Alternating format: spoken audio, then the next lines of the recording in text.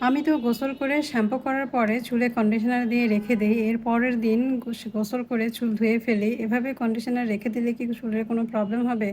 না আপু, এটা কখনোই করা যাবে না। কারণ প্রতিটা কন্ডিশনারের গায়ে লেখা থাকে আপনি কতটা সময় এটা রাখতে পারবেন।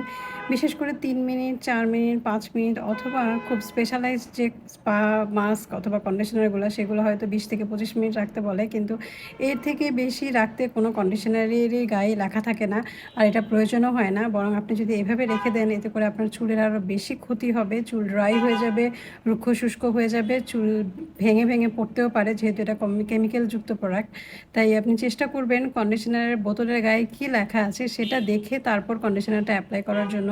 হাউ টু ইউজ এই পোরশনটা মাস্ট পড়বেন। এটা প্রত্যেকটা কন্ডিশনারের বোতলের গায়ে লেখা থাকে। ঝলমলে উজ্জ্বল সিল্কি চুল পেতে প্রতিবার শ্যাম্পু করার পর অবশ্যই কন্ডিশনার ব্যবহার করবেন। তবে কন্ডিশনার অবশ্যই তার নিয়ম মেনে ব্যবহার করতে হবে।